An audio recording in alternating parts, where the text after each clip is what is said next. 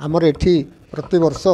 आम भुवनेश्वर आमर उत्कल रजक महासंघर कार्यकारिणी बैठक हुए और वर्धित कार्यकारिणी बैठक आज दिन में ही आम बुलन भाई सेवा संघ अनुष्ठित होती। तेणु यार मुख्य उद्देश्य आज रहा आम सरकार निकट दाबी करछु भुवनेश्वर में स्वतंत्र भाव आमको जगह दे गोटे रजक भवन आवश्यकता अच्छी आमको जगह दिंतु और घर करने स्वतंत्र भाव सरकार निकट दाबी करछु रजक भवन निहाती आवश्यकता अच्छी कारण सर्वभारतीय स्तर आम जो नेतृमंडली मैंने आसुँच से रही से कार्यकारिणी प्रसार पर आम एठार निहाती आम घर आवश्यक अच्छे। तेणु आम गत सरकार को अनुरोध करूँ दाबी देलु आज भी सरकार निकट दाबी रखीचु रजक भवन आमर निहाती भाव आवश्यक अच्छी। साधारण संपादक उत्कल रजक महासंघ आज आमर जो वर्धित कार्यकारिणी बैठक अनुष्ठित होउची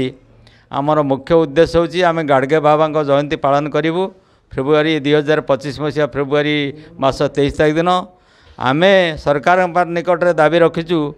जे 1980 मसीहा पाखरी दाबी रखुचु जे भुवनेश्वर में एक रजक भवन निर्माण करा जाऊ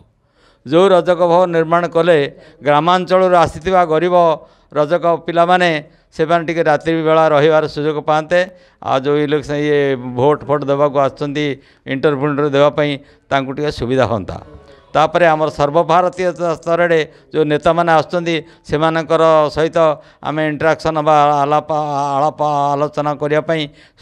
कौन तार सुविधा सुजोग होनी जदि रजक भवन एटा निर्माण होता तार से सुविधा सुजोगता आम हो पारता ये आशा बा यही दाबी आम सरकार निकट में दाबी रखुचु। नंबर 2 नंबर हूँ बड़ बड़ होटेल एवं डाक्तरखाना मानक जो ड्राई क्लीन व्यवस्था होची ताकू से अन्य सवर्ण लोक मैंने मारि नौकरी आमर डिमांड केवल रजक भाई मानू से कार्य दि जाऊ अग्राधिकार भितर रजक भाई मानू देले रजक परिवार उन्नति हम तांकर पिला छुआ मैंने भल चली पारे आ पैसा पत्र कमेले पिला माने भल पाठशाठ पढ़ी पारे। तेणु जेतेक होटेल जेतेक हॉस्पिटल प्राइवेट बा गवर्नमेंट हो जहाँ सब अच्छी सबू ता भीतर जो ड्राई क्लीन कामटा हो